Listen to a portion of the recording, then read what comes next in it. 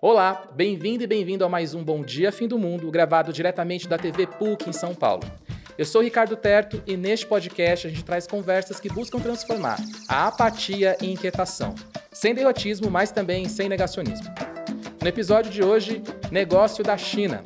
Aumenta a parceria chinesa com o Brasil como reflexo do tarifaço do Trump. Será que isso é uma boa notícia para o clima ou estamos sendo otimistas demais? E a transição energética, como fica? A gente vai se aprofundar nisso agora, no Bom Dia Fim do Mundo.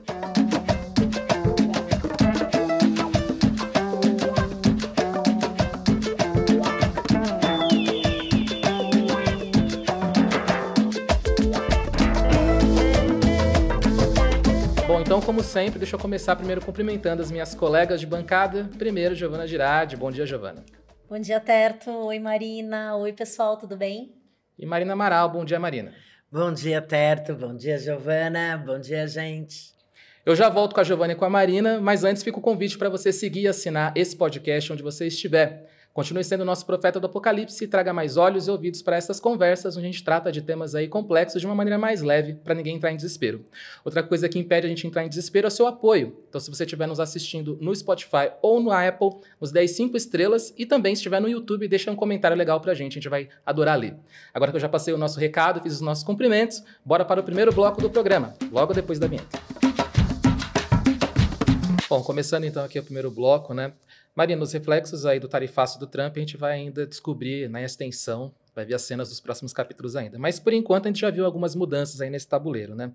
A gente viu agora nos últimos dias algumas declarações, digamos assim, otimistas sobre uma possível janela de oportunidade que aumentaria aí a parceria entre China e Brasil. Esse otimismo tem alguma justificativa, Marina? Olha, Terto, do ponto de vista das exportações brasileiras, principalmente de soja e de carne, o otimismo se justifica. A China é a maior compradora de commodities do mundo e tanto o Brasil, maior exportador global de carne e soja, quanto os Estados Unidos, são fornecedores do mercado chinês. Com a retaliação chinesa ao tarifaço de Donald Trump, os preços do mercado americano ficaram inviáveis para a China comprar. Então, o Brasil deve suprir pelo menos uma parte dos 13 bilhões de dólares em grãos comprados pelos chineses no mercado americano. Em relação à carne bovina, além do tarifaço, a China suspendeu recentemente 60% dos fornecedores credenciados nos Estados Unidos por descumprimento de regras sanitárias, o que se chama de barreira não tarifária.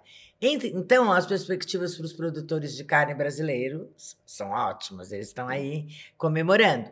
Ou seja, a oportunidade para crescimento das exportações brasileiras, de fato, existe.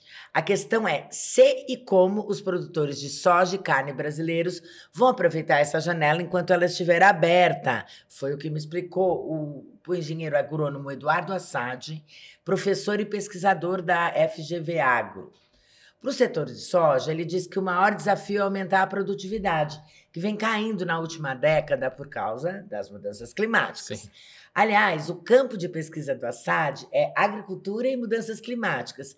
E ele trouxe alguns números bem impressionantes de um estudo da Embrapa sobre soja que dão uma medida desse desafio. Até mais ou menos 2015, a produtividade da soja estava crescendo muito, tipo 4,2 por ano. Mas na última década, essa produtividade baixou. Ficou numa média aí de 1,1%, 1,2%, o que, de acordo com os pesquisadores, está relacionado a 2 fatores. Primeiro foi porque o preço dos agrotóxicos e dos fertilizantes, que essa monocultura usa muito, foi lá para cima. E depois, por causa do clima. Você vê, nos últimos 5 anos, o Brasil perdeu em torno de 300 bilhões de reais por conta do clima. E, como diz o Assad, o que são 300 bilhões de reais? 75% do valor do Plano Safra. É muito dinheiro. Quer dizer, embora o Assad esteja otimista com a capacidade de investimento do setor, que tem muito dinheiro e já tem avanços em biotecnologia, por exemplo, cultivares que resistem melhor à seca, o grande desafio é mudar o sistema de produção. E aí vou até abrir aspas para ele. Aí é que entra o que nós estamos falando há 35 anos, o uso de técnicas mais integradas, onde você consegue aumentar o armazenamento de água no solo, reduzir a influência da temperatura e fazer com que as plantinhas sofram menos. Mas esse processo, como ele mesmo disse, tem sido muito lento. Embora ele diga que vai virar, principalmente se houver um condicionamento de recursos do governo, por exemplo, do Seguro Safra, a essas melhorias técnicas, a coisa anda devagar. E é uma visão otimista, ele mesmo reconhece, porque a China já está aqui comprando o máximo de soja que consegue. E aí, ele diz que não, mas eu acho que a gente pode pensar sim, em um avanço nas fronteiras agrícolas, ou seja, desmatamento. Quem não consegue maior produtividade, planta numa área maior, né? Para fechar, eu tenho que dizer que o Assad também é otimista em relação à pecuária. Segundo ele, de tanto ser alvo de escândalo, a pecuária está se modernizando. E até para cumprir a exigência de importadores como a própria China. O Assad diz que boa parte do setor vem reduzindo o tempo de abate, até porque a China ela só compra boi abatido até 30 meses, né, 2 anos e meio. E como o Assad explicou, o abate dos bois mais jovens, associado à dieta do rebanho e outras práticas, reduz significativamente a emissão de metano, um dos gases estufa. Inclusive, os pecuaristas brasileiros estão entre os primeiros a adotar o protocolo GHG, que é uma ferramenta que faz o controle das emissões. Eu espero que o Assad esteja certo, que a pecuária esteja mesmo se modernizando, porque eu não sei bem o que eles vão fazer para dobrar a produção de carne para atender a China, como eles prometeram nessa semana. Quer dizer, tenho até medo de imaginar. O Assad diz que não vai ter floresta virando pasto, que os padrões de fiscalização interna e do monitoramento dos próprios exportadores estão mais rígidos. O que se apurou sobre isso, Giovana? Pois é. Bom, eu conversei com uma pessoa que talvez não esteja tão otimista quanto o Assad. Eu falei com o Paulo Barreto, que é pesquisador do Amazon, um instituto de pesquisa baseado em Belém. E o Barreto, eu fui procurá-lo justamente porque ele estuda há muitos anos essa relação entre o avanço da pecuária e o desmatamento, né? Um conceito até que ficou conhecido como que a destruição da floresta se deu sob a pata do boi. E aí ele acabou, inclusive, de lançar um trabalho avaliando a expansão da pecuária entre 2000 e 2023 e quais que foram as lições que foram possíveis de ser aprendidas com isso, né? Quem quiser até ver, a gente vai colocar o link lá no nosso site. Bom, eu perguntei para ele se ele acha que esse interesse maior da China no gado e na soja pode acabar levando a um aumento do desmatamento. Então ele me fala assim, o que ele percebeu nesses últimos 23 anos, né, entre 2000 e 2023, é que a China teve um papel duplo. Por um lado, ela promoveu um aumento da produtividade, mas ele acha que, por outro, acabou, mesmo que indiretamente, levando sim a mais desmatamento. Esse boi China, né, que o Assad comentou, de menos de 30 meses, de fato induziu um investimento em uso mais eficiente da terra, por exemplo, com a restauração de pastagem degradada. E como eles pagam muito bem por esse gado, cerca de 20 a 30 reais a mais por arroba do animal, né, na comparação com o convencional, muita gente acabou se adaptando para poder vender para os chineses. Mas quando a gente olha para todo mundo criando gado na Amazônia, ele acha que o quadro é um pouco mais complexo. Porque a cada hectare de pastagem que foi reformado na Amazônia, outros 2,35 hectares foram derrubados, né, foram desmatados. Só 0,2% dos pastos degradados foram reformados na Amazônia. Então, seria mais ou menos o seguinte, o produtor interessado em vender para a China vai lá, faz tudo direitinho para atender os critérios que eles colocam. Mas isso acaba incentivando uma especulação de terra. E aí acaba, né, levando a mais desmatamento. E tem outra coisa, né, Giovana? Até o ano passado, pelo menos 80% da produção de carne do país ficava aqui mesmo, no nosso mercado interno. Ou seja, como você disse, os pecuaristas mais avançados podem até melhorar as práticas para cumprir o padrão chinês. O Assad diz que 25% da carne bovina do Mato Grosso do Sul já está indo para a China. Mas se as exportações aumentarem, quem vai suprir o mercado brasileiro? Eu tô achando que a gente pode acabar comendo carne de vaca velha criada em terra grilada. Não é não? Olha, Marina, acho que é um risco mesmo.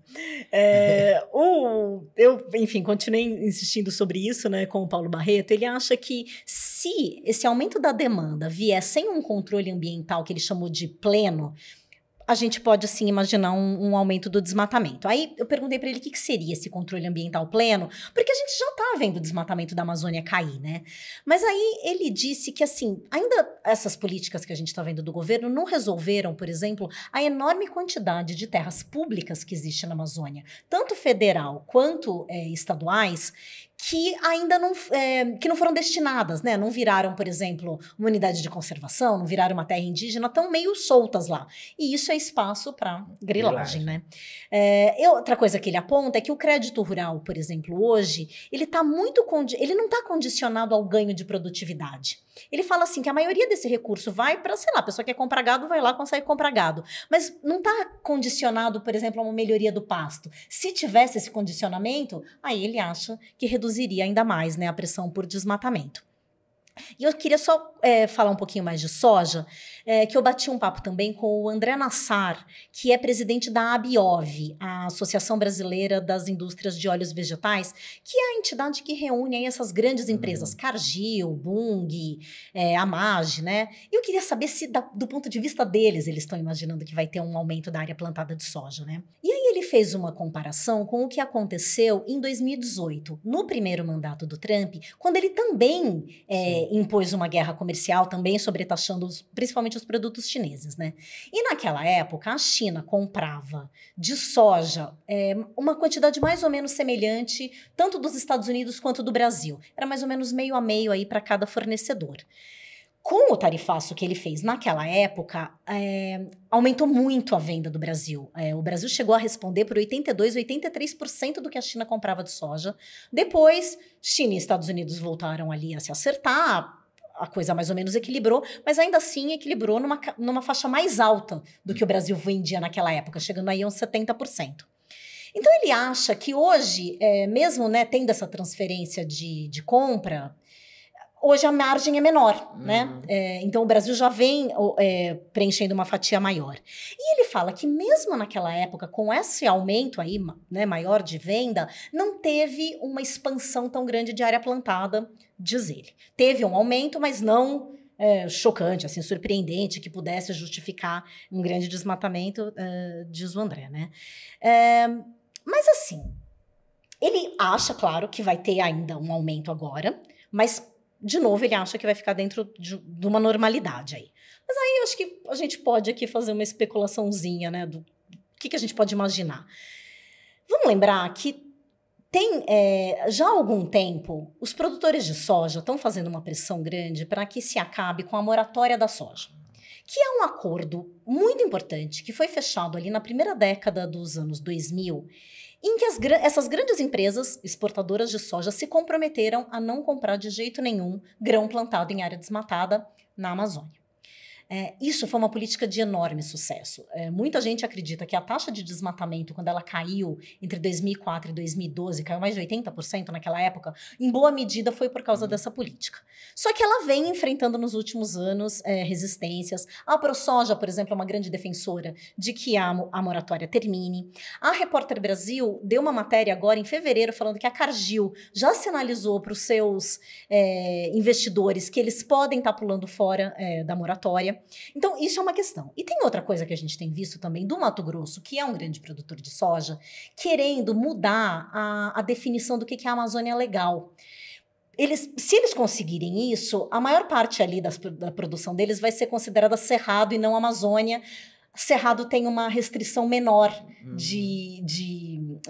que não pode ser desmatada, né? Então, eu já consigo imaginar, eu imagino que você também, Marina, muito gaiato ruralista aí falando, mas a gente precisa alimentar o mundo. Olha só a guerra comercial, a gente devia se aproveitar dessa oportunidade. Acho melhor a gente nem dar ideia, né? É isso aí mesmo, né, Giovana? Por falar nisso, né, por falar em oportunidades, a gente vai trazer agora um vídeo para essa conversa, que é uma entrevista que o ministro Fernando Haddad, né, cedeu aí a Mônica Bergamo, a jornalista Mônica Bergamo, para a Folha de São Paulo. A gente vai ver esse vídeo agora. Eu venho dizendo que o Brasil, com todos os problemas que tem enfrentado, está numa posição relativamente aos pares mais vantajosa. A gente não tem uma dependência da economia americana como o México tem, por exemplo, né? Nós temos boas relações com a China, nós não temos dívida externa, nós temos reservas cambiais, nós temos bom fluxo de comércio, Nós temos boas relações com os 3 grandes blocos econômicos, uma proeminência na América do Sul sem pretensões hegemônicas, mas com respeito dos vizinhos. Enfim, nós temos condições de navegar nesse quadro de incerteza. Bom, vocês viram aí, né, gente? Ouviram que o Haddad aí traça expectativas positivas, né, para a economia no Brasil. E acho que, enfim, tem esses dados positivos que às vezes vêm em economês. O grande problema é que muitas pessoas às vezes não veem isso, né, como isso cai no seu dia a dia, né? O Haddad, no final da fala dele, fala aí de quadro de incerteza, e para muitas pessoas a incerteza voltou a ser o que comer. Essa aqui é a grande verdade, né? No último dia 13, saiu uma pesquisa do Datafolha mostrando que, por causa da inflação, 58% dos brasileiros passaram a reduzir a quantidade de alimentos que costumam comprar no mercado. E, no caso dos mais pobres, esse número sobe para 67%, ou seja, um número enorme. A pesquisa também mostra que, para 54% dos brasileiros, a culpa disso seria do presidente Lula, ou seja, tem aquela relação com a crise de popularidade do presidente.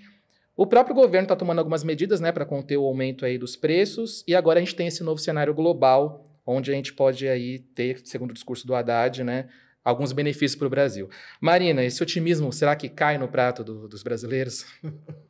Olha, Terto, eu cheguei a falar rapidamente com a Assad sobre preços, né? E ele, nesse ponto, não foi otimista, não. A pressão das exportações, ela, na verdade, ela pode reduzir a oferta interna, né? Uhum. E manter os preços altos, não apenas da carne bovina, mas do ovo e do frango. Até porque a ração deles é feita de milho e de soja, né? Commodities que também estão variando de preço. E nos produtos do dia a dia, as hortaliças, o tomate, o café, o clima já vem fazendo um maior estrago, reduzindo a produção, e aí com choque de oferta não tem como baixar os preços, não. Uma tristeza que eu acho que a gente vai continuar vendo a fome, né, ou pelo menos as pessoas comendo pior no país do agronegócio. Realmente é uma tristeza, né, até porque, enfim, combate à fome sempre foi uma marca aí, né, dos governos do PT. Bom, vamos então aí a uma marca deste podcast, né, que é o próximo quadro, que é o quadro Trombeta da Semana, logo depois da vinheta.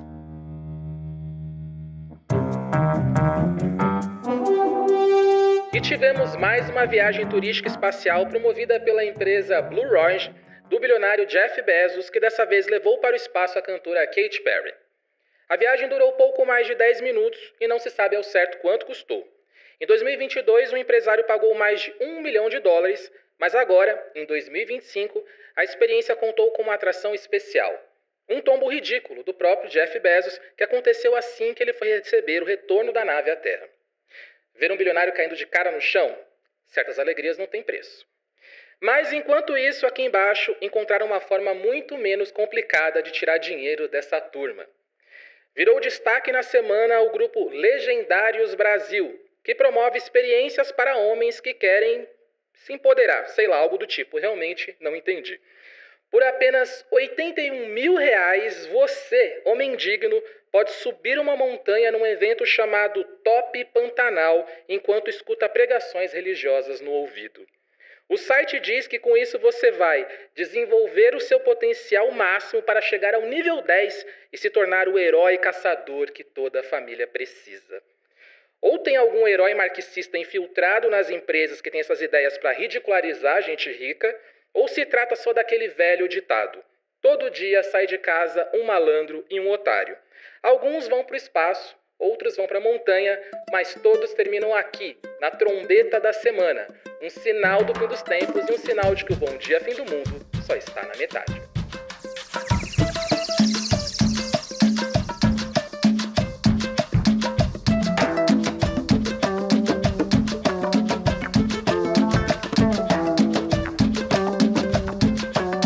Bom, depois dessa trombeta, nada melhor do que a nossa Arca da Salvação, que são as pessoas que apoiam a Pública através do programa de aliados, que é o que viabiliza matérias, reportagens em formatos como este aqui. Se você quiser fazer parte desse grupo de apoiadores, acesse apoie.apublica.org e veja lá as melhores opções para você. Bom, vamos então aqui para o segundo bloco, né? Voltando então a falar sobre as consequências dessa guerra comercial. E agora a gente vai tratar como ela pode impactar a transição energética. Giovana, tem muita gente que começou a falar disso, né, recentemente, mas eu queria que a gente começasse esse bloco com você explicando um pouco melhor como se dá essa relação, né? De que forma esse tarifaço e seus impactos podem trazer uma nova realidade aí para essa corrida aí da transição energética. É verdade, Terto. Tem muita gente aí especulando como é que isso vai impactar o próprio combate, né, à crise climática. E a transição energética é parte muito importante disso. Acho que tem uma expectativa até otimista. Olha, estamos bem otimistas nesse programa, né? Percebendo. Tem uma expectativa de que o movimento global de transição energética é uma máquina que já está andando e não vai parar por causa do tarifaço. Mas também porque quem domina essas tecnologias hoje de energias renováveis, quem é o maior produtor e o maior exportador de painéis solares, de turbinas eólicas, de carros elétricos, e quem é o país que também está mais fazendo a própria transição, é a China. Então se imagina que isso vai continuar acontecendo. E a fatia dos Estados Unidos nesse mercado das tecnologias verdes é pequeno, tanto que eles importam muita coisa justamente da China. Alguns especialistas já imaginam que a China simplesmente deve redirecionar o que ela exporta hoje para os Estados Unidos para outros países, como a Europa, ou mesmo para os países em desenvolvimento. Então, a gente deve continuar vendo esses equipamentos chegando e acontecendo as transições aí em outros lugares. E aí tem uma outra coisa também interessante, porque hoje, por exemplo, os Estados Unidos têm uma produção grande de carros elétricos, só que eles dependem de insumos chineses. Então, muito provavelmente o que deve acontecer aí, pensando globalmente, é que os carros elétricos da China acabem ganhando mais espaço, substituindo os americanos em muitos países. Eu acho legal a gente até focar um pouco agora nos Estados Unidos mesmo, né, para entender como é que eles ficam nessa equação, né, da transição energética. Todo mundo sabe, né, os Estados Unidos é o segundo maior emissor de gases de efeito estufa no mundo e o maior, né, no acumulado histórico. Como é que fica essa guerra tarifária também e essa questão da transição energética, das emissões lá nos Estados Unidos, né, João? Eu acho que essa é a questão, Terto, para quem está sendo otimista de que a transição vai continuar acontecendo, que é como que essa transição vai continuar acontecendo nos Estados Unidos? Porque é importante a gente lembrar que o Trump já vinha tirando os incentivos para as tecnologias verdes de todo jeito, era a política dele, desfazendo as políticas da gestão Biden, né? Agora, com essas tarifas que eles estão colocando sobre os produtos chineses, o baque deve ser ainda maior. Mesmo quem ia continuar fazendo, né, as suas mudanças, os estados democratas, por exemplo, eles podem sofrer um baque. Por exemplo, os Estados Unidos compram bateria de lítio da China, que é uma coisa importante para os carros elétricos. E agora a China acabou de barrar, aqui quando a gente está gravando o programa, acabou de barrar a exportação de metais críticos para a transição energética para os Estados Unidos. Agora, tem um outro lado dessa guerra comercial que é importante, que é a parte da produção de combustíveis fósseis. Então, vamos lembrar que hoje os Estados Unidos são os maiores exportadores de gás natural para o mundo. E isso é uma coisa que vem alimentando essa transição numa etapa ainda anterior. Então imagina, os países que dependem hoje ainda de carvão têm comprado gás natural dos Estados Unidos para substituir as suas termoelétricas. Gás natural continua sendo um combustível fóssil, mas polui muito menos do que carvão. Então isso é uma etapa importante que pode vir a ser prejudicada.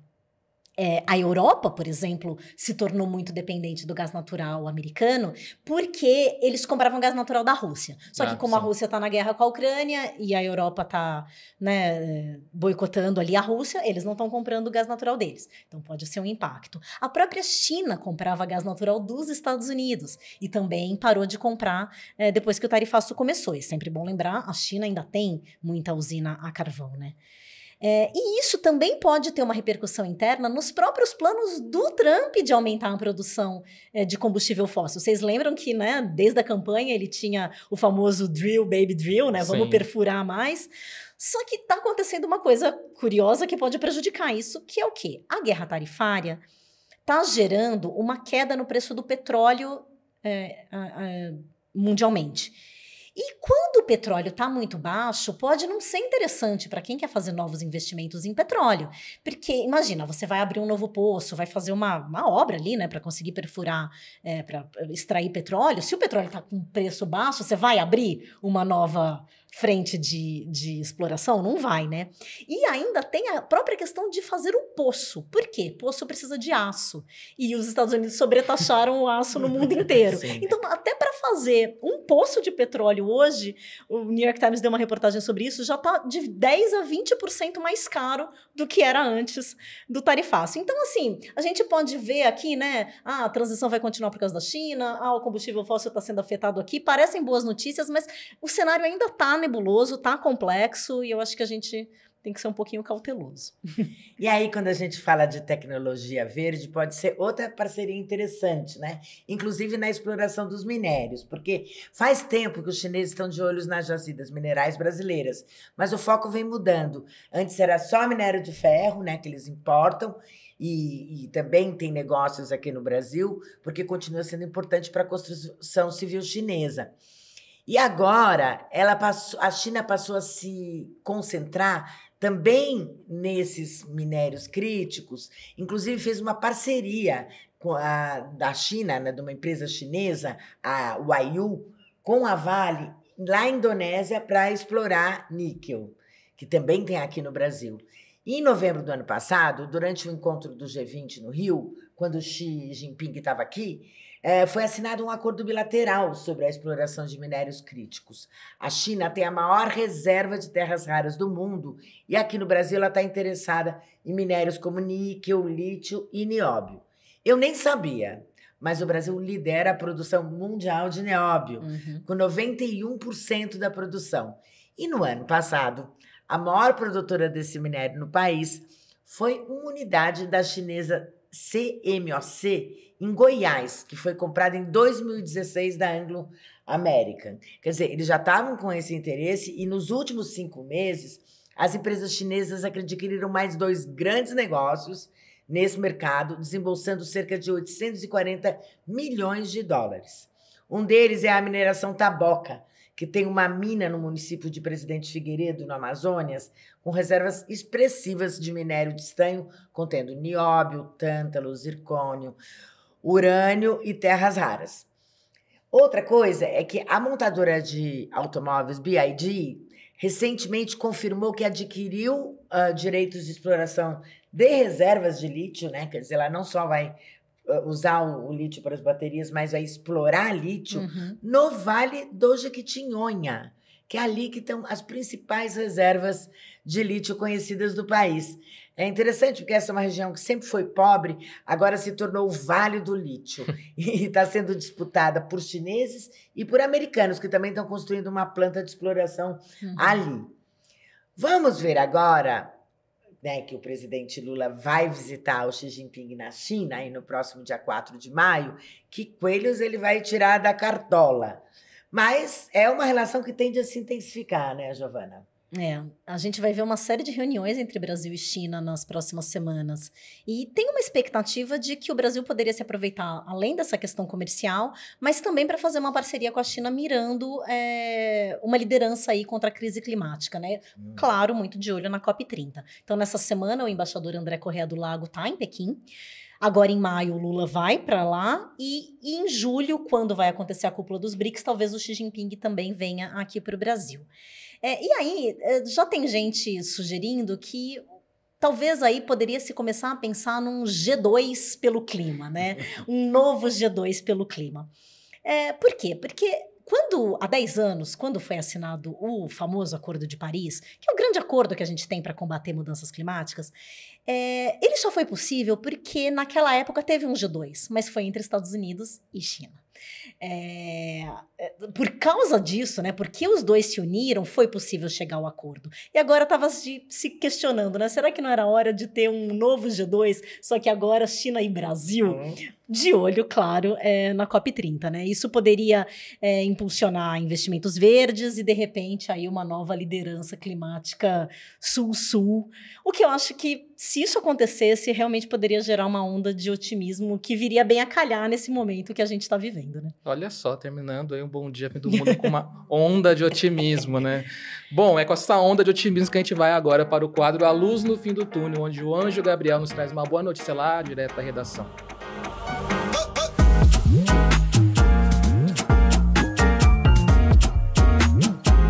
A luz no fim do túnel de hoje tem a ver com um alimento que eu aposto que você já comeu ou vai comer ainda hoje: o arroz. O cultivo desse item, que é tão presente no nosso dia a dia, emite metano, um dos gases que mais contribui para o aquecimento global. Não é o próprio arroz que emite o metano, mas sim o ambiente alagado onde ele é produzido. A planta do arroz emite uma substância que serve de alimento para as bactérias que vivem na água, e a decomposição dessa substância é que libera o metano. E o impacto do cultivo de arroz para o clima não é desprezível, não.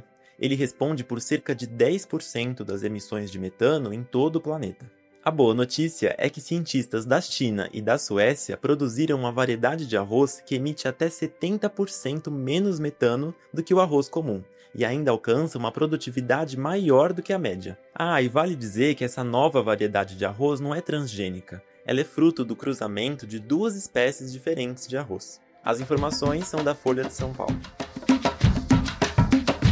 E você também pode falar com a gente através do e-mail correiodofindomundo@publica.org.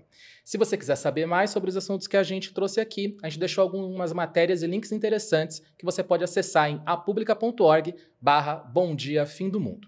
E o Bom Dia Fim do Mundo agora é parte da Rádio Guarda-Chuva, uma rede de podcasts jornalísticos que, se você ainda não conhece, está na hora de conhecer. Tem podcasts para todos os ouvidos.